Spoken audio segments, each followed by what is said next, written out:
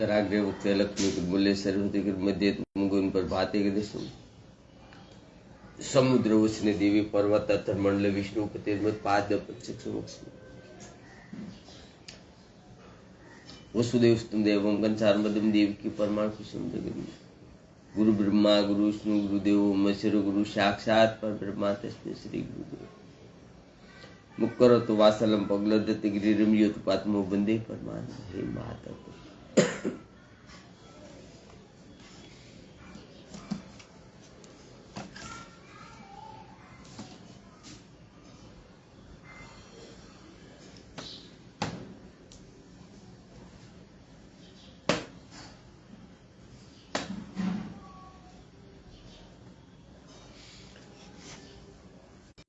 दिव्य सत्वे वंदे सागपद कुमोपनिषदे गाय समागा दयाना वश्य तत्तगत्यन मुंचा पचय नीति योगिनी यस्यानंत न विद्रु सुरासुर गणा देवा तस्मै नमः पपन पारिदात्रम तोत्र वेत्रक प्रम ज्ञान मुद्राम कृष्णा गीतम तुदे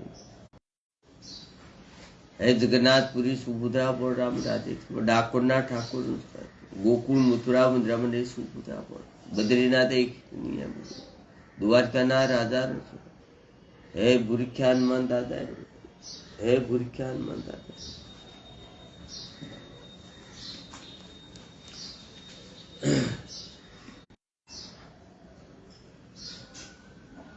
श्रीमद् भागवत महापुराण 11મો સક્રત ને બીજો અધ્યાય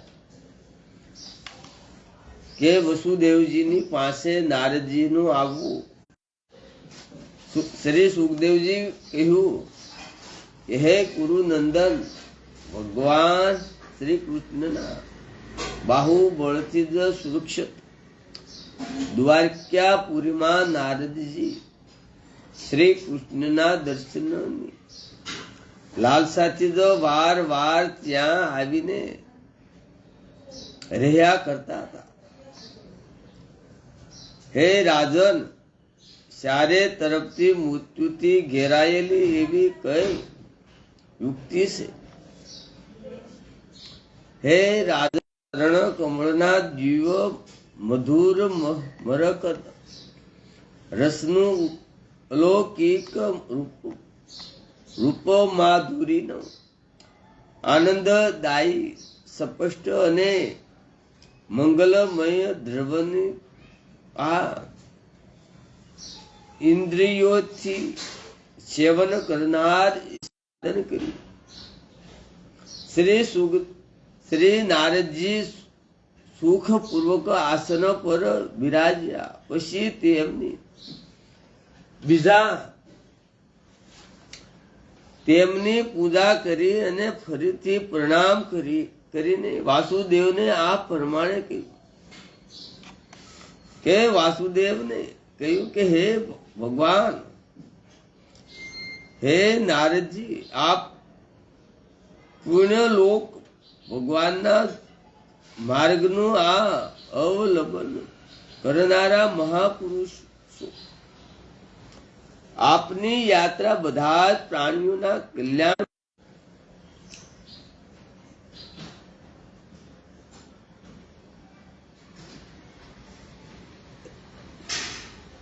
અન્ય દેવતાઓએ વ્યવહાર પ્રાણીઓના દુઃખ માટે પણ હોય છે અને સુખ માટે પણ દેવતાઓની પૂજા વિધિ પ્રમાણે થાય છે તો તેનો થાય છે. પરંતુ આપ એવા પવિત્ર આત્મા અને ભાગવત ભગત સંત મહાત્માઓના વ્યવહાર તમામ પ્રાણીઓના હિત માટે જ હોય છે. જેવા જ છે દેવતાઓની મનુષ્ય જે રીતે ઉપાસના કરે છે તે જ રીતે દેવતાઓ તેમને ફળ આપે છે. હવે અમે ભાગવત ધર્મના સંબંધમાં આપને પૂછીએ છીએ કે જેને શ્રદ્ધા પૂર્વક શ્રવણ કરીને મનુષ્ય બધા પ્રકારના ભયથી મુક્ત થઈ જાય છે. ભગવાન વિષ્ણુ મુક્ત આપનાર છે. પૂર્વ કાળમાં મેં તેને મોક્ષ દાતા ભગવાનની ઉપાસના મોક્ષ માટે જ કરતા, તેમને જ પુત્ર રૂપે પ્રાપ્ત કરવાની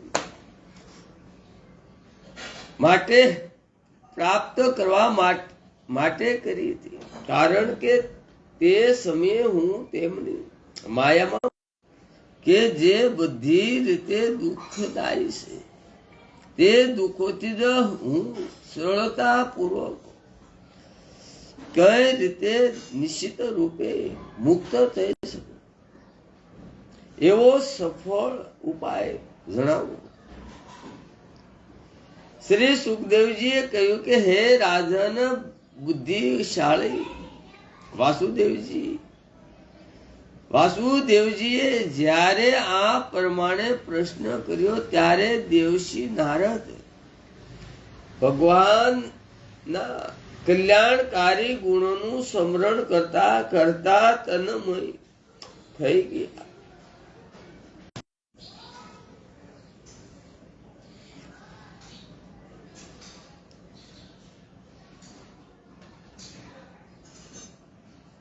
પ્રેમ અને આનંદ વિભોર થઈને કહેવા લાગ્યા. નારદજીએ કહ્યું, હે અદુવશી શિરોમણી, હે વાસુદેવ, આ ભાગવત ધર્મ એક એવી વસ્તુ છે જેને કાન દ્વારા સાંભળવાથી વાણી દ્વારા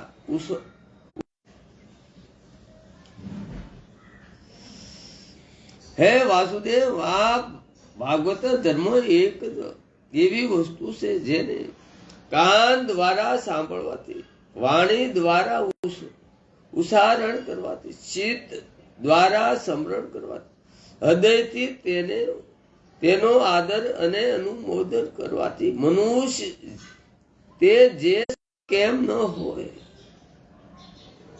તેને પણ તે તત્કાળ પવિત્ર કરી દેશે. ભગવાન પરમ કલ્યાણ રૂપ છે. તેમના નામોનું સ્મરણ અને કીર્તન ખૂબ જ પુણ્યદાયી છે. આવા દેવોના દેવ આદિદેવ ભગવાન નારાયણ આપે અમને સ્મરણ કરાયું. આ વિદેહરાજ નિમિત્તે અને ઋષભ દેવજીના 9 પુત્રોનો યોગીશ્વરોના સ્વાદ છે.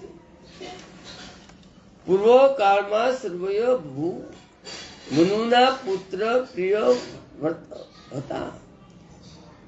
તે બધા જ આ વેદોના પારદર્શી વિધાન હતા. તેમના ભરત બધાથી મોટા હતા.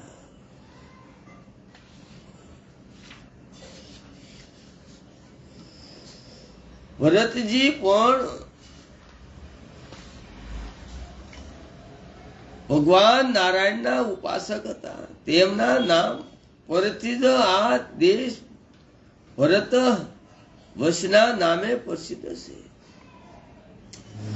રાજસી ભરતે સમગ્ર ભૂમંડળ રાજ્ય કર્યું અને પછી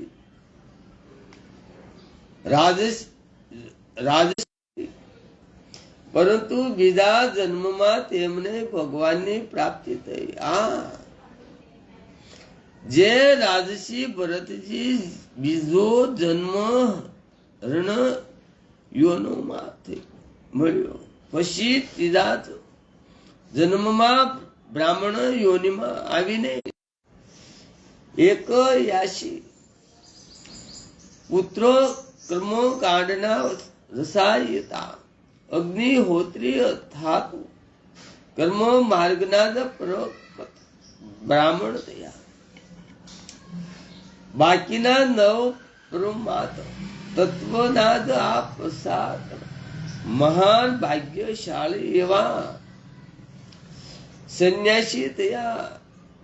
તેઓ દિગંબર સંન્યાસી હતા અને આત્મવિધામાં પારગત હતા. તેમના નામ આ પ્રમાણે છે કે કવિ હરિ અંત સમગ્ર વિશ્વને ભગવાનનું જ આ સર્વરૂપ માનતા અને તેને પોતાનાથી અલગ જોતા ન હતા.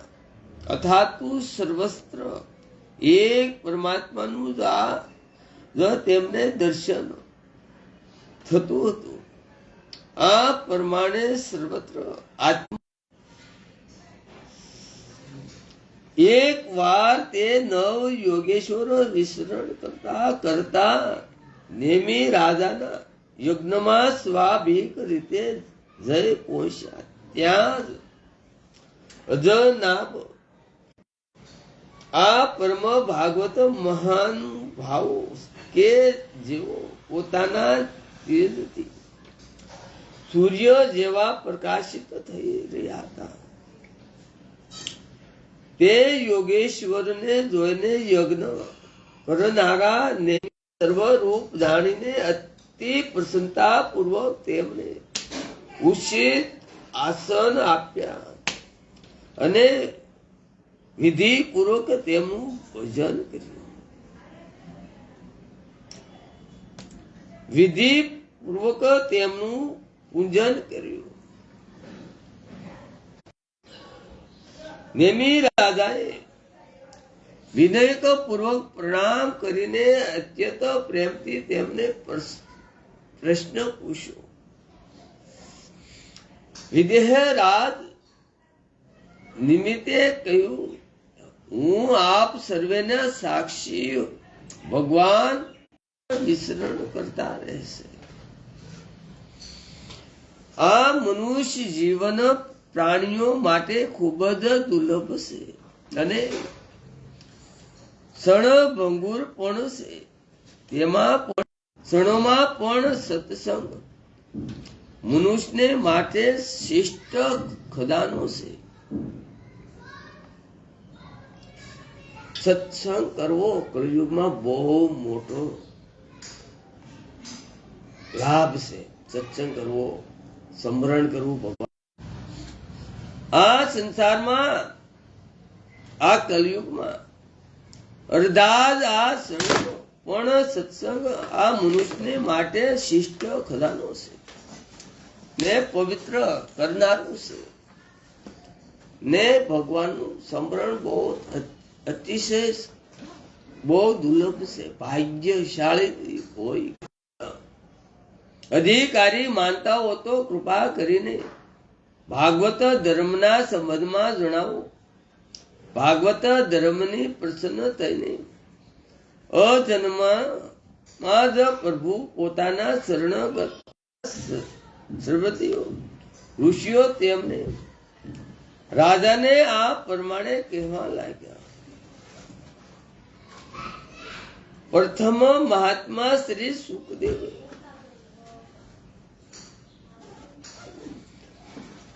પ્રથમ મહાત્મા કવિજીએ કહ્યું કે અત્યંતિક કલ્યાણ તો માટે સર્વોપરી સાધન છે.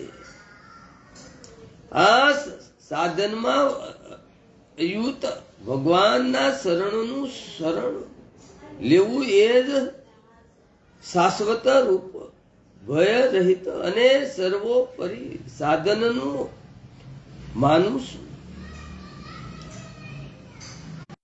વિરપત થઈ જાય છે. તેમને આત્મતિક પ્રસન્નતા પૂર્વક થઈ જાય છે અને તેમનો ભય સંપૂર્ણપણે નિવૃત્ત થઈ જાય છે. તેઓ આત્મભાવ હોવાથી બધી જગ્યાએ સમાન રૂપે નિરંતર પરમાત્માનો જ અનુભવ થાય લાગે છે. ભલા ભોળા અજ્ઞાની મનુષ્યોને ખૂબ સરળતાથી કે રાજન આ ભાગવત ધર્મનું અવલંબન કરીને મનુષ્ય ક્યારે વિઘ્નોથી પીડાતા પામતો નથી. રાજન આ ભાગવત ધામનું અવલંબન કરીને મનુષ્ય ક્યારે વિઘ્નોથી પીડા પામતો નથી. અને આંખ બંધ કરીને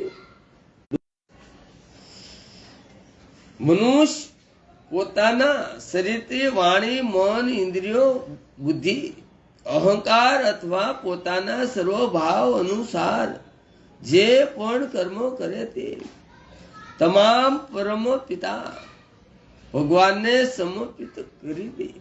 આ ખૂબ જ સરળ ઉપાય છે. ભગવાન સિવાય અન્ય પદાર્થો જેવો કે શરીર પરમાત્માથી વિમુખ થઈ જાય છે અને તે ભ્રમવશના વસ્તુઓમાં આત્મબુદ્ધિ કરી લે છે, જેના કારણે તે પોતાના નિજ સર્વરૂપને ભૂલી જાય છે. ભગવાનની માયાને કારણે મુક્ત થવા માટે અન્ય ભક્તિથી એક પરમાત્માનું શરણ લેવું જોઈએ. આના માટે ગુરુમાં ભાગવત બુદ્ધિ રાખવી અને ભાગવતમાં જ આ પરમાત્મા તત્વ કારણે તે અસત પદાર્થોની સત્તા સ્વીકારી લેશે. પરંતુ વાસ્તવમાં જે રીતે સપનો અવસ્થામાં દ્રશ્યો જાગી જાય પછી તે વિશ્વના સદભાવમાં જાગૃત અવસ્થામાં કરેલા મનોરથ પણ મિથ્યા જ થઈ. તેથી બુદ્ધિમાન મનુષ્ય સંસારિક મનને ભગવાનમાં પોરવાનો ઉપાય બતાવતા યોગેશ્વર કવિજી કહે છે કે સંસારમાં ભગવાનના જન્મ અને તેમના રાખવી. જે મનુષ્ય આ પ્રમાણે વિસ્તૃત વર્તન નિયમ લેશે તેના હૃદયમાં પરમ પ્રિય પ્રભુના નામ કીર્તનથી ભગવાન પ્રત્યે અનુરાગ અને પ્રેમ ઘેલા જેવો થઈને ભગવાનની લીલા જોઈને આનંદ મગ્ન થઈને અખંડ કાંડ હસવા લાગે છે. તો ક્યારેક પોકારવા લાગે છે, તો ક્યારેક મધુર સર્વ ભાવના ગુણ જ્ઞાન ગાય છે. ક્યારેક જ્યારે તે પોતાના પ્રિય તમને ભગવાનને પોતાની આંખ સામે હોવાનો અનુભવ કરે છે, ત્યારે તેમને પ્રસન્ન કરવા માટે નૃત્ય પણ કરવા લાગે છે. આમ તેની બધી ક્રિયાઓ નક્ષત્ર, પ્રાણી, દિશાઓ, વૃક્ષો, વનસ્પતિ, નદીઓ, સમુદ્ર બધા જ ભગવાનમાં જ શરીર છે. રાજન આ આકાશ, વાયુ, અગ્નિ, જળ, પૃથ્વી, ગ્રહ, નક્ષત્ર, પ્રાણી, દિશાઓ, વૃક્ષો, વનસ્પતિ, નદીઓ, સમુદ્ર બધા જ ભગવાનના જ શરીર છે. બધા રૂપોમાં સર્વે ભગવાન પ્રાણી તેને ભાગવત ભાવથી પ્રણામ કરે છે. જેમ ભોજન કરનારને સાથે ગ્રાસે તુષ્ટ સુખ પુષ્ટ જીવન શક્તિનો સંસાર અને સુધા નિવૃત્ત આ ત્રણે એક સાથે થાય છે. ભોજન કરનાર જાશે સાચે પુષ્ટ સુખ અને પુષ્ટ જીવન શક્તિ. ભક્તિ કરે છે તેને ક્ષણે ક્ષણે ભગવાન પ્રત્યે પ્રેમ, પોતાના જ પરમાસ સપદ પ્રભુ સર્વરૂપનું અનુભવ અને તે સિવાય અન્ય પદાર્થો પ્રતિ વૈરાગ્ય આ પ્રમાણે એક સાથે પ્રાપ્ત થઈ જાય છે. સંસાર પ્રત્યે વૈરાગ્ય અને પોતાના પ્રિયતમ ભગવાનના સર્વરૂપનું જ્ઞાન, આ બધું અવશ્ય પ્રાપ્ત થાય છે.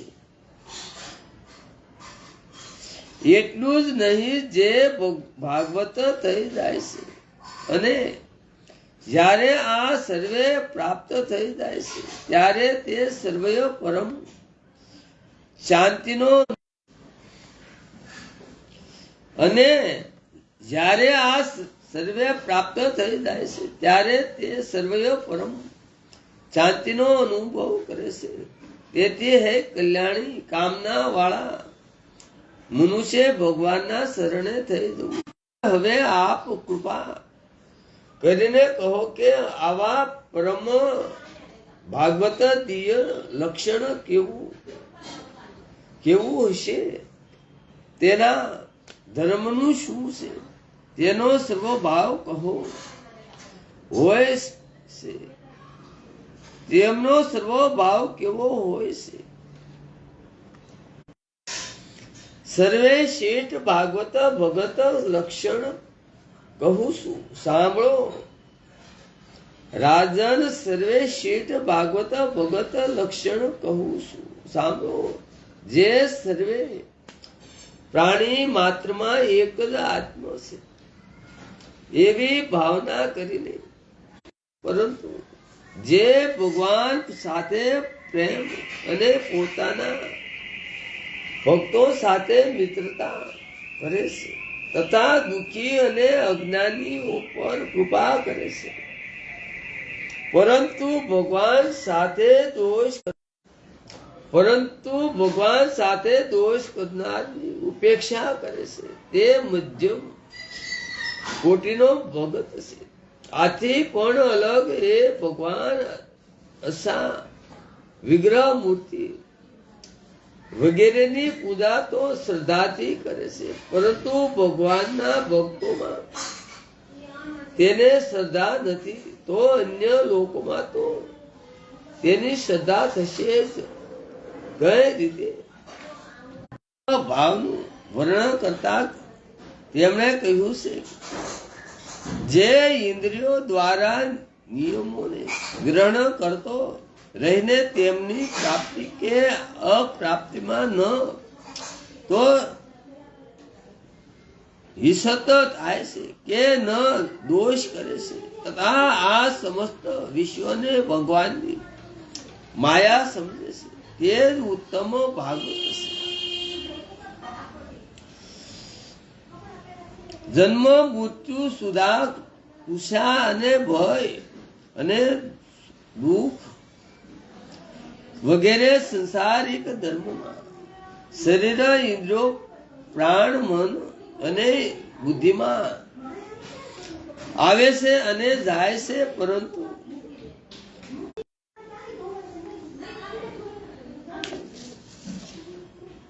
નથી થતો એ એક માત્ર ભગવાન વાસુદેવમાં નિવાસ કરે છે, તે ઉત્તમ ભાગવત ભગત છે.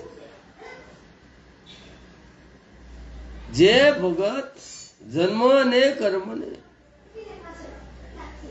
ને લીધે અથવા જેની ધન તથા શરીર વગેરેમાં આશ્રિત નથી, તે આ મારું છે અને આ પારકું છે. આ પ્રકારનો ભેદભાવ નથી રાખતો. રાજન જેમને પોતાના મન જેમને પોતાના મન ઇન્દ્રિયો શરીર વગેરેને પોતાના વશમાં નથી કર્યા તેવા મોટા મોટા દેવો,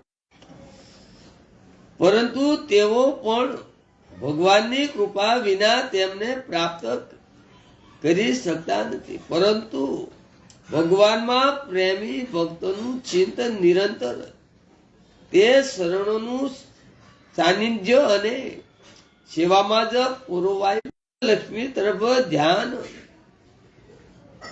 તે તો રાજ્ય લક્ષ્મી પર ધ્યાન આપતો નથી. આવા ભક્તો માટે ભગવાન અડધી ક્ષણ માટે પણ ઓજલ સુપાતા થતા નથી. અને તે શિષ્ટ છે ગીતા.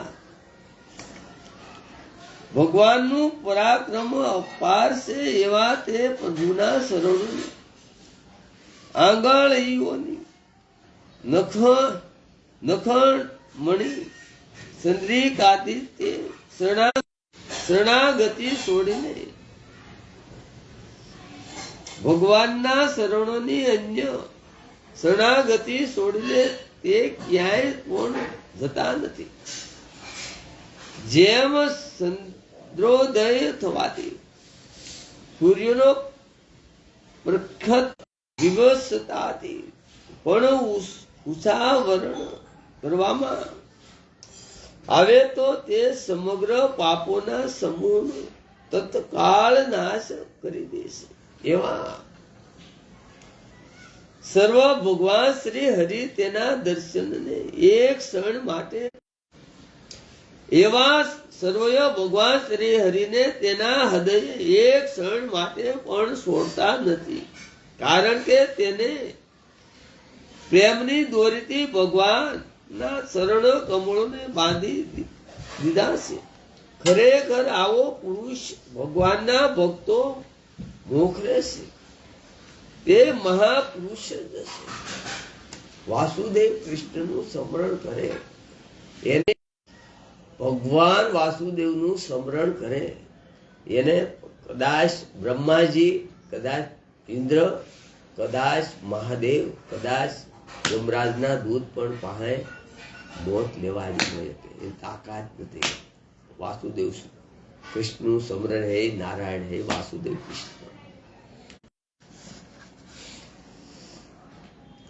વસુદેવસ્તમ દેવમ કંસારમદમ દેવકી પરમાણુ કુસુમ જગત ગુરુ બ્રહ્મા ગુરુ વિષ્ણુ ગુરુદેવ મહેશ્વર ગુરુ સાક્ષાત બ્રહ્મા તસ્મૈ ઉપકરતો વાસલમ પગનદતિ ગિરિરમયોત્પાત્મો વંદે પરમાત્મા શાંતાકાર ભજન ગણ સપસનાભમ સુરેશ વિશ્વાધારમ ગગન ચંદન મેઘવરમ શુભાગમમ લક્ષ્મીકાંતમ કમલનયન યોગી પેદિયાનિ વંદે વિષ્ણુ ભવભરણ સર્વે લોકનાથમ ય બ્રહ્મા વરુણ વિસૃતમ સતનો વંદિતમ દિવે સત્વે વંદે સાગપદકમોપનિષદે ગાય સમાગાર દયાના વિષ બુદ્ધિમાન સરિતમાન બ્રહ્માણીમાં બ્રહ્માજી બ્રહ્મતમ માલિકમાં વિષ્ણુ ઓમ નમો ભગવતે હે જગન્નાથપુરી સુભુતા ડાકોર